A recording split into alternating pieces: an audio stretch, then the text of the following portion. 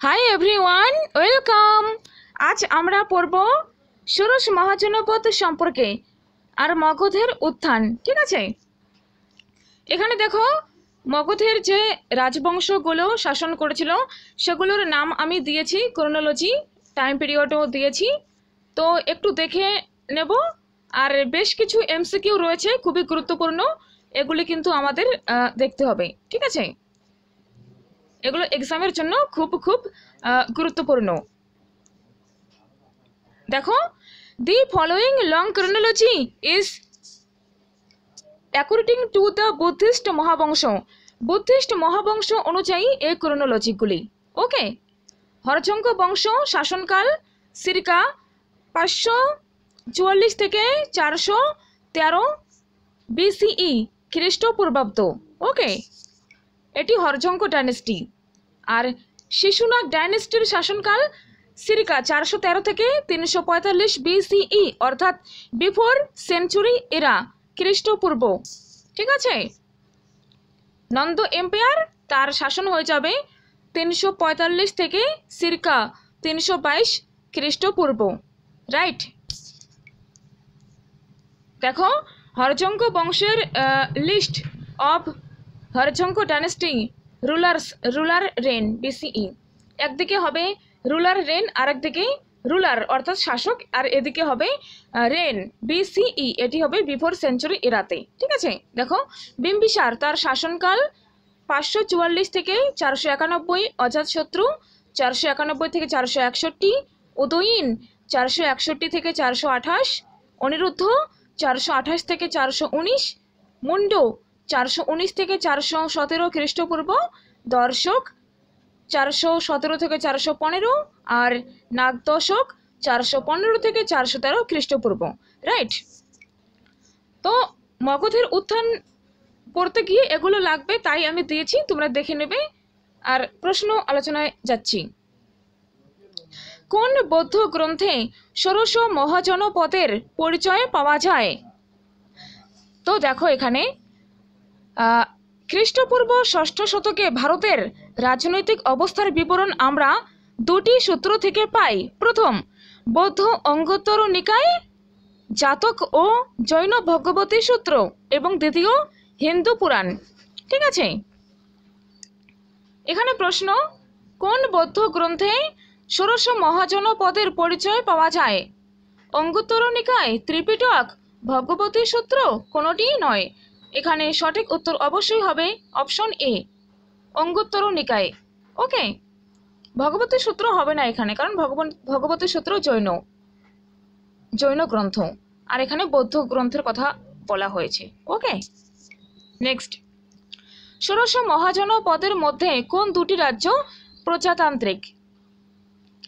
Option A অসমক ও Avanti, option B Kashi ও Kosala, option C বৃজ্জি ও Malla, option D Magadha ও কুরু। তো এখানে সঠিক উত্তর অবশ্যই হয়ে যাবে অপশন সি, বৃজ্জি ও মল্ল। বৃজ্জি ও মল্ল হয়ে যাবে এখানে প্রজাতান্ত্রিক রাজ্য, পরীক্ষাতে কিন্তু আসে। ঠিক আছে, নেক্সট, বুদ্ধের সময় মগধের রাজা কে ছিলেন? Option A Bimbisara, 2 Ashoka, 3 Chandragupta, 4 Bindusara. Option ডিতে বিন্দুসার। ঠিক আছে, তো দেখো এখানে সঠিক উত্তর হয়ে যাবে বুদ্ধের সময় মগধের রাজা ছিলেন Bimbisara, option A. Okay, next,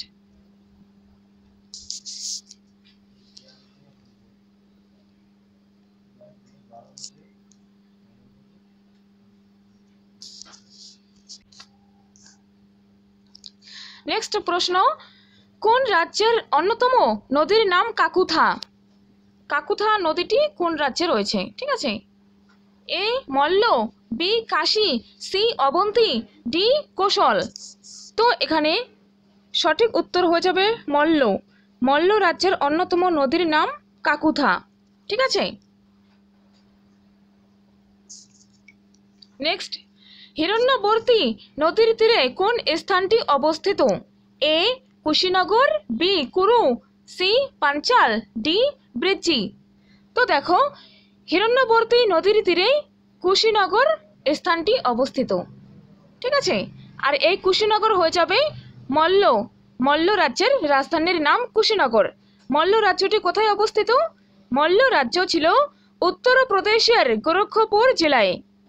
এই রাজ্যের রাজধানীর নাম কুশীনগর। আর এই মল্ল রাজ্যেরই অপর নগরের নাম ছিল পাবা, ঠিক আছে। আর মল্ল রাজ্যের অন্যতম নদীর নাম কাকুথা। আর কুশীনগর অবস্থিত ছিল হিরণ্যবর্তী নদীর তীরে। আর ভগবান বুদ্ধ কুশীনগরে মারা যান।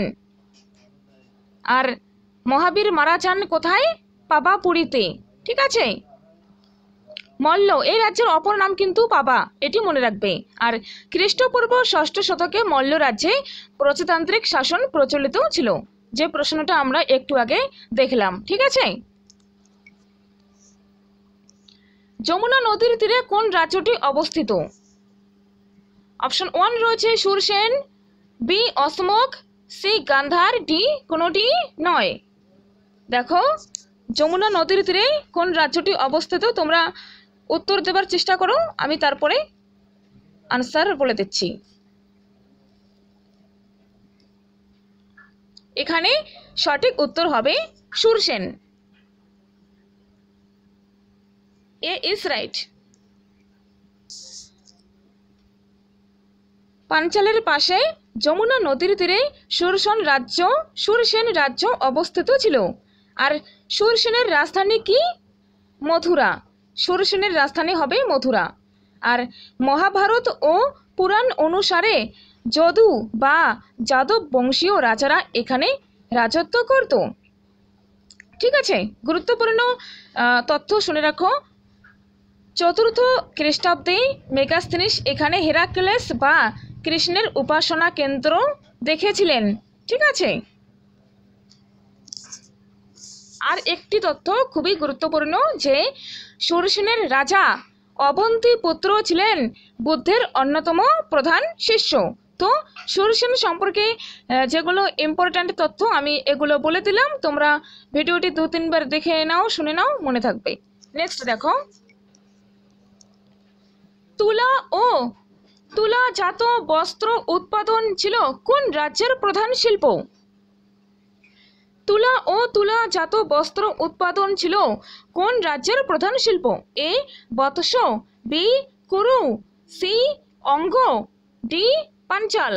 তো সঠিক উত্তর হয়ে যাবে অপশন এ বৎস। তুলাজাত বস্ত্র উৎপাদন ছিল বৎস রাজ্যের প্রধান শিল্প। ওকে, নেক্সট প্রশ্ন, রাওয়ালপিন্ডি ও কাশ্মীর উপত্যকায় কোন মহাজনপদটি অবস্থিত? এ গান্ধার, বি কম্বোজ, সি অবন্তী, ডি অসমক। এখানে সঠিক উত্তর হয়ে যাবে অপশন এ গান্ধার। গান্ধার মহাজনপদটি রাওয়ালপিন্ডি ও কাশ্মীর উপত্যকায় অবস্থিত। আর গান্ধার মহাজনপদের রাজধানী তক্ষশিলা, ঠিক আছে। আর গান্ধার রাজ্যের নাম মহাভারতে পাওয়া যায়। মহাভারতের ধৃতরাষ্ট্রের পত্নী ছিলেন গান্ধার দেশের রাজকন্যা, ঠিক আছে। আর বর্তমানে কারেন্ট টাইমে পাকিস্তানের পেশোয়ার ও রাওয়ালপিন্ডি নিয়ে গান্ধার গঠিত, ঠিক আছে। চলো নেক্সট প্রশ্ন দেখি। গোদাবরী নদীর তীরবর্তী অঞ্চলে কোন মহাজনপদটি অবস্থিত? 1 মৎস্য, 2 সুরসেন, 3 অবন্তী, 4 অসমক। তো এখানে সঠিক উত্তর হয়ে যাবে অপশন 4 অসমক। এটি হবে দক্ষিণ ভারতে গোদাবরী নদীর তীরে অবস্থিত, ঠিক আছে।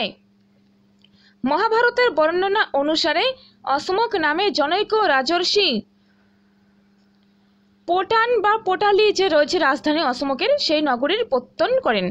পোটান নগরীর পত্তন করেন, ঠিক আছে। আর বায়ুপুরাণ যে রয়েছে, বায়ুপুরাণে অশোকের রাজাদের ইক্ষ্বাকু বংশীয় বলে বর্ণনা করা হয়েছে, ঠিক আছে। আর দক্ষিণ ভারতে অশোক ছিল একমাত্র আর্য জনপদ, রাইট।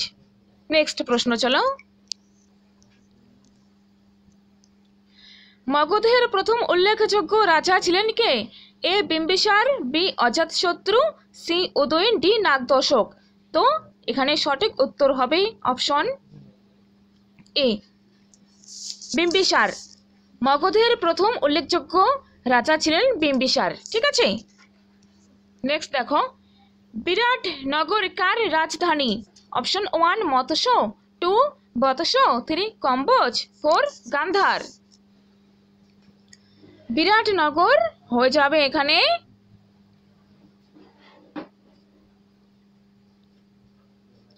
মৎস্য রাজ্যের রাজধানী, ঠিক আছে। এই মৎস্য কোথায় অবস্থিত? বর্তমান অবস্থান এটি জয়পুর, আলওয়ার ও ভরতপুরের কিছু অংশ, ওকে। মৎস্য রাজ্যটি জয়পুর, আলওয়ার ও ভরতপুরের কিছু অংশ নিয়ে গঠিত, ঠিক আছে। এটি বর্তমানে অবস্থান কিন্তু। নেক্সট দেখো, কোনটি সঠিক? কাশী তার রাজধানী বারাণসী, অঙ্গ তার রাজধানী চম্পা, আর মগধ তার রাজধানী গিরিব্রজ। মগধের রাজধানী কি ছিল? প্রথমে গিরিব্রজ, পরে বৈশালী এবং শেষে পাটলিপুত্র, ওকে। মগধ বর্তমানে পাটনা ও গয়া জেলা নিয়ে গঠিত। তো এখানে সবগুলো কিন্তু সঠিক, ঠিক আছে। কাশীর রাজধানী বারাণসী, অঙ্গের রাজধানী চম্পা, মগধের রাজধানী গিরিব্রজ। Option D is right. Next প্রশ্ন। আচ্ছা 12 নম্বর দুবার হয়ে গেছে। কোনটি সঠিক নয়? অশোক রাজধানী পোটান, অবন্তী রাজধানী উজ্জয়িনী, আর গান্ধার রাজধানী তক্ষশিলা, আর কম্বোজ রাজধানী রাজপুর। তো ইন্দ্রপ্রস্থ এখানে রয়েছে, তো অপশন 4 ইজ রাইট, অর্থাৎ এটি সঠিক নয়, ঠিক আছে। কম্বোজের রাজধানী হয়ে যাবে তোমার রাজপুর, ওকে ওকে। শ্রেণিক উপাধি কে নেন? বিম্বিসার, বিন্দুসার, অজাতশত্রু, নাগদশক।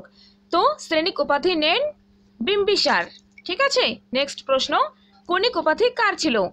অজাতশত্রু, কালাশক, ধননন্দ, উদয়ন। কনিক উপাধি ছিল অজাতশত্রুর, ঠিক আছে। পরবর্তী প্রশ্ন,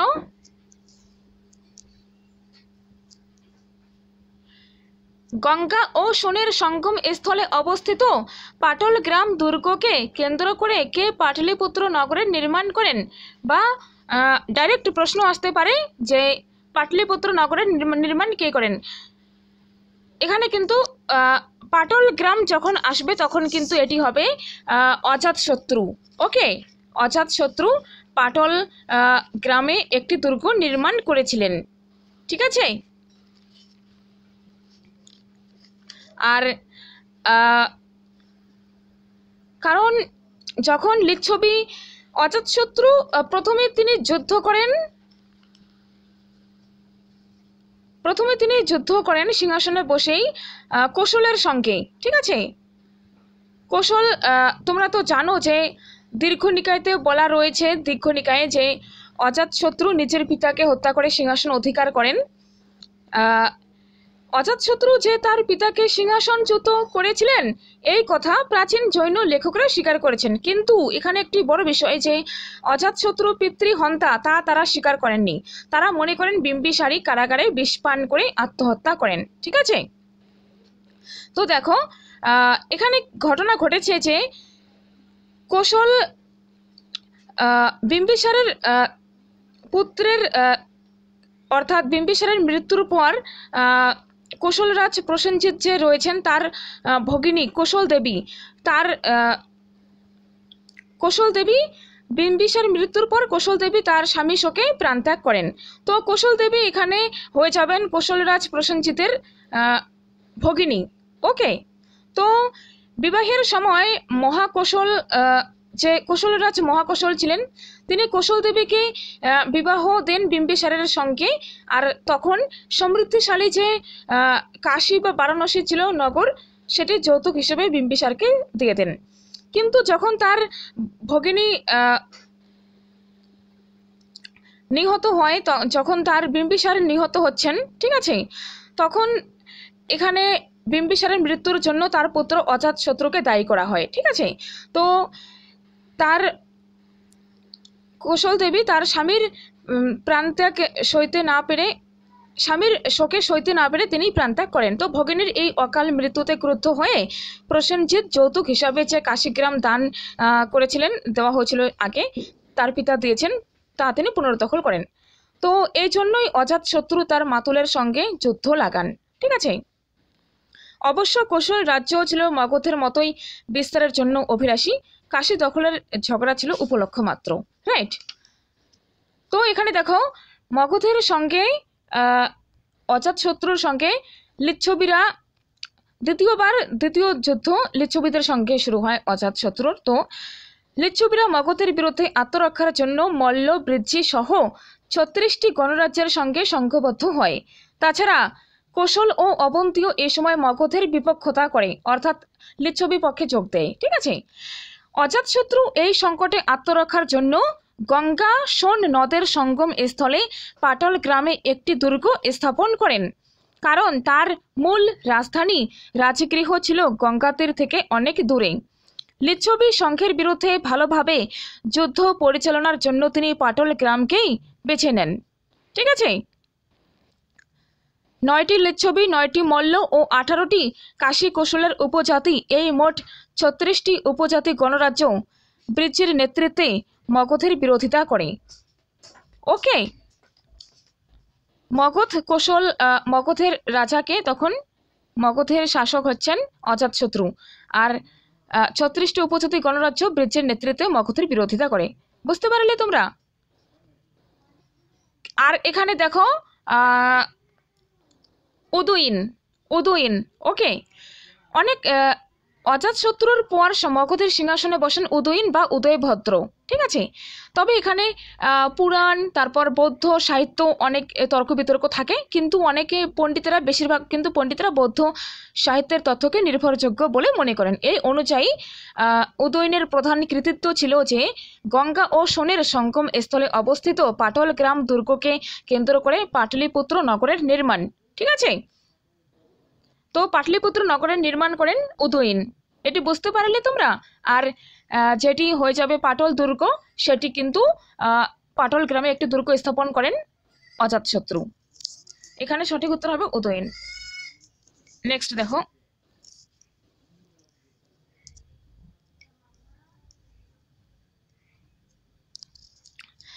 হর্যঙ্ক বংশের শেষ রাজা কে ছিলেন? Option 1 Bhattiya, option 2 Udayan, option 3 Aniruddha, option 4 Nagadasaka. তো দেখো মেন কথা এখানে,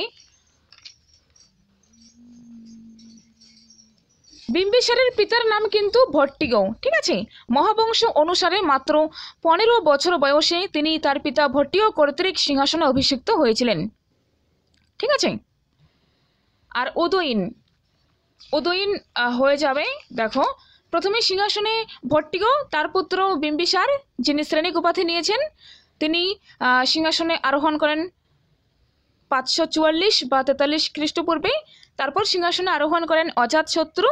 ওকে, অজাতশত্রুর পরে সিংহাসনে বসেন উদয়ন বা উদয়ী, আর উদয়ের পরে সিংহাসনে বসেন অনিরুদ্ধ, তারপর মুন্ড, তারপর নাগদশক। 24 বছর রাজত্ব করেন, তিনি সিংহাসনচ্যুত হন। রাইট, তো নাগদশক শেষ হর্যঙ্ক বংশের শেষ রাজা ছিলেন নাগদশক, মনে থাকবে। নেক্সট, প্রথম বৌদ্ধ সংগীতি হয় কার আমলে? দেখো এখানে গুরুত্বপূর্ণ তথ্য দিয়ে দিচ্ছি সাথেই। প্রথম বৌদ্ধ সংগীতি হয় অজাতশত্রুর আমলে। অজাতশত্রু ছিলেন হর্যঙ্ক বংশের, ঠিক আছে, শাসক। আর এখানে সভাপতি ছিলেন মহাকাশ্যপ। ঠিক আছে, প্রথম বৌদ্ধ সংগীতি হয় খ্রিস্টপূর্ব 483 বা 86, বিভিন্ন বইতে বিভিন্ন রকম থাকে, 483 খ্রিস্টপূর্বে। ওকে, এই স্থান কোথায়? রাজগৃহ। ঠিক আছে, রাজগৃহে সপ্তপর্ণী গুহায়। আর পৃষ্ঠপোষক করেন অজাতশত্রু, তিনি হরজঙ্গ বংশের, আর সভাপতি স্থবির মহাকাশ্যপ। রাইট, মনে থাকবে? ঠিক আছে, নেক্সট দেখো, দ্বিতীয় বৌদ্ধ সংগীতিতে সভাপতিত্ব করেন কে? অপশন 1 সবাকামী, 2 বসুমিত্র, 3 মহাকাশ্যপ, 4 মোগলিপুত্র টিস্সো। তো এখানে সঠিক উত্তর হয়ে যাবে অপশন, তো দেখো এখানে সঠিক উত্তর হবে সবাকামী। দ্বিতীয় বৌদ্ধ সংগীতিতে সভাপতিত্ব করেন সবাকামী। ওকে, নেক্সট, কোনটি সঠিক? এখানে একটি কথা, এই যে দেখো, তোমরা যে পড়লে এতক্ষণ 16টি মহাজনপদ, ঠিক আছে, বাড়িতে পড়ে নেবে। এই যে 16টি মহাজনপদের কথা যে আমরা পড়ছি, সে সম্পর্কে প্রশ্ন পড়ছি। ঠিক আছে, 16টি মহাজনপদ ছাড়াও আরও বহু প্রজাতান্ত্রিক রাজ্য ছিল, খ্রিস্টপূর্বে 6ষ্ঠ শতকে বিদ্যমান ছিল। এদের মধ্যে কিছু রয়েছে যেমন কপিলাবস্তুর শাক্য, রামগ্রামের কৌলীয়, পিপ্পলি বনের মৌর্য, কেশবপুত্তর কালামা, সুমসুমারের ভাগ্য প্রভৃতির নাম। তবে 16টি মহাজনপদের প্রধান জনপদগুলি গঙ্গা যমুনা উপত্যকায় অবস্থিত ছিল। আর এগুলো ছাড়াও বাকি যে প্রজাতান্ত্রিক রাজ্য থাকে সেগুলো, তো এগুলো কিন্তু প্রজাতান্ত্রিক রাজ্য। তো এখানেই প্রশ্ন কোনটি সঠিক? কপিলাবস্তুর শাক্য, রামগ্রামের কৌলীয়, পিপ্পলি বনের মৌর্য, এখানে কিন্তু সবগুলোই সঠিক। ওকে, এগুলো কিন্তু প্রজাতান্ত্রিক রাজ্য, বাকি সব। আর এই প্রশ্নটি কিন্তু এনটিএ নেট এক্সামের PYQতেও এসেছে। ঠিক আছে, নেক্সট, মগধের সঙ্গে অঙ্ক যুক্ত করেন কে? বিম্বিসার, অজাতশত্রু, শিশুনাগ, ধননন্ত। তো এখানে দেখো, বিম্বিসার সম্পর্কে যখন তোমরা পড়বে তখন ক্লিয়ার হয়ে যাবে। এখানে আমি উত্তর বলে দিচ্ছি, মগধের সঙ্গে অঙ্গ যুক্ত করেন বিম্বিসার। ওকে, অপশন 1 ইজ রাইট। নেক্সট, শাসক, রাজধানী, সঠিক উত্তরটি নির্বাচিত করুন। বিম্বিসার তার রাজধানী কোথায় ছিল? রাজগৃহতে। শিশুনাগ তার রাজধানী কোথায় ছিল? বৈশালীতে। কালাশোক তার রাজধানী ছিল পাটলিপুত্রে। আর অপশন 4 রয়েছে সব ঠিক। তো দেখো ফ্রেন্ডস, এখানে কিন্তু সবগুলোই সঠিক। এগুলো খাতায় লিখে রাখবে, কারণ বিম্বিসারের রাজধানী, শিশুনাগের রাজধানী, কালাশোকের রাজধানী, এগুলো কিন্তু খুব উল্টো পাল্টো হয়ে যায়। ঠিক আছে, উলটপালট হয়ে যায়, আর পরীক্ষাতে গিয়ে একদম ডাউট লাগে যে কোনটা সঠিক হবে কোনটা হবে না। তো বিম্বিসার আর অজাতশত্রু তাদের রাজধানী কিন্তু রাজগৃহতে ছিল। ঠিক আছে, বিম্বিসারের রাজধানী রাজগৃহ, শিশুনাগের রাজধানী ছিল বৈশালীতে, আর কালাশোক পাকাপাকিভাবে তিনি পাটলিপুত্রতে রাজধানী স্থানান্তরিত করেন। কালাশোক তিনি পাকাপাকিভাবে পাটলিপুত্র নগরে স্থাপন করেন মগধের রাজধানী। ঠিক আছে, আর এই যে কালাশোক, তার আমলে বৈশালীতে দ্বিতীয় বৌদ্ধ সংগীতের অনুষ্ঠান হয়। ঠিক আছে,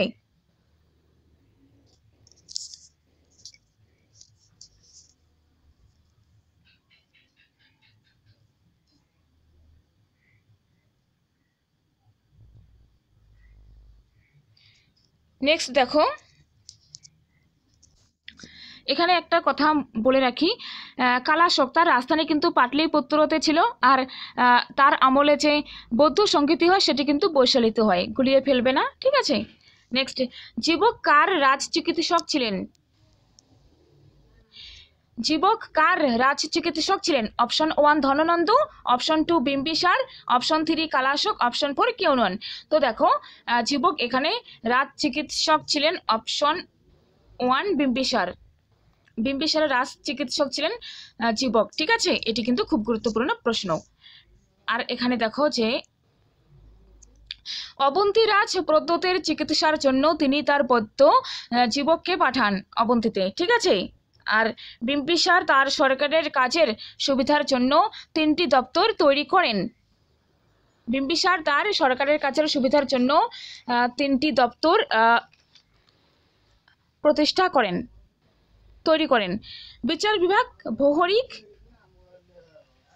শাসন বিভাগ, সর্বার্থক, সমর বিভাগ হয়ে যাবে সেনানায়ক। ওকে, এটা মনে রাখবে, খুব গুরুত্বপূর্ণ। উগ্রসেনা উপাধি ছিল কার? মহাপদ্ম নন্দের। ওকে, মহাশিলা কণ্টক ও রথমুসল নামে দু ধরনের অস্ত্র যুদ্ধে ব্যবহার করেন কে? যুদ্ধক্ষেত্রে মহাশিলা কণ্টক ও রথমুসল নামে অস্ত্র ব্যবহার করেন অপশন 1 অজাতশত্রু। ঠিক আছে, এটি কিন্তু নেটে 2023 জুনে পিওয়াইকিউতে এসেছে, রাইট, মনে রাখবে। বতসের রাজা উদয়নকে নায়ক করে কোন নাটকগুলি রচিত হয়েছে? 1 স্বপ্ন বাসব দত্তা, 2 রত্নাবলী, 3 প্রিয়দর্শিকা, 4 উপরোক্ত সবগুলি। তো দেখো এখানে সঠিক উত্তর কিন্তু হয়ে যাবে অপশন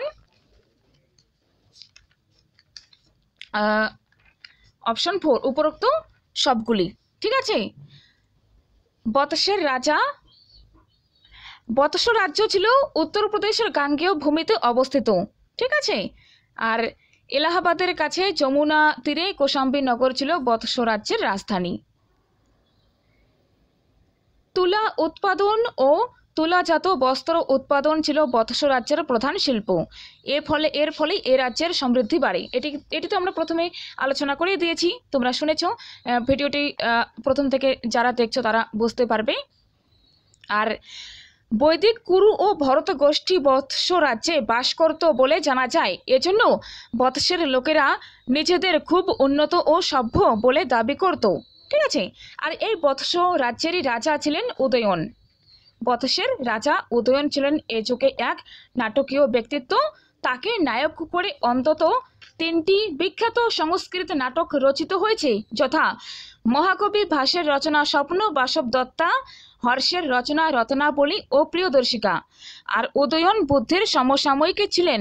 উদয়ন গোড়ার দিকে বৌদ্ধ ধর্মের বিরোধী ছিলেন, কিন্তু পরে তিনি বৌদ্ধ ধর্ম গ্রহণ করেন বলে জানা যায়। আর কথা সরিত সাগর গ্রন্থে তার দিগ্বিজয়ের বর্ণনা রয়েছে। সোমদেব যে লিখেছেন কথা সরিত সাগর, এটি তোমরা জানো। তো সেই গ্রন্থে তোমরা যদি দেখো পড়ো তাহলে তোমরা জানতে পারবে এই সম্পর্কে আরো বেশি। ওকে, এখানে হয়ে যাবে অপশন উপরোক্ত সবগুলি। নেক্সট প্রশ্ন, ভাষ্যকার ছিলেন কার মন্ত্রী? ভাষ্যকারা বা বৎসকার অনেক বইতে অনেক রকম পাওয়া যায়। তো তিনি ভাষ্যকারা ছিলেন অজাতশত্রুর মন্ত্রী, কূটনীতি। ঠিক আছে, যখন 36টি রাজ্যের সঙ্গে যুদ্ধ হয় গণরাজ্যের সঙ্গে, তখন কিন্তু বুদ্ধ যে ছিলেন তিনি চেয়েছিলেন যে সবাই যেন ঐক্যবদ্ধ থাকার পরামর্শ দেন সবাইকে, কিন্তু বৎসাকরের কূটনীতিতে তা সম্ভব হয়নি। আর এই অজাতশত্রুর মন্ত্রী বর্ষাকরের কূটবুদ্ধিতে বর্ষাকর বুদ্ধি চিনিতেন, গুপ্তচর দ্বারা মিত্র সংখ্যে বিভেদের বীজ বপন করেন। ঠিক আছে, তো এগুলো কিন্তু খুব গুরুত্বপূর্ণ প্রশ্ন, যেগুলো বারবার আসে পরীক্ষাতে, যে কোথায়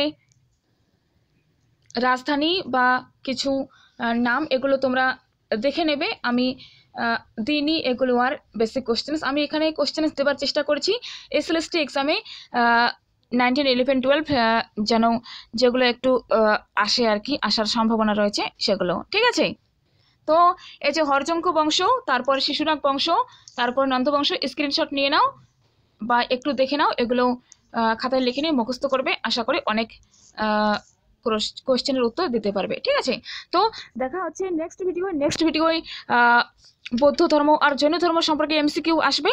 তো যারা এসএলএসটির সিরিয়াসভাবে প্রিপারেশন নিচ্ছ সবাই চ্যানেলটা সাবস্ক্রাইব করে রাখো আর ফলো করতে থাকো। তো দেখা হচ্ছে নেক্সট ভিডিওয়। Thank you so much.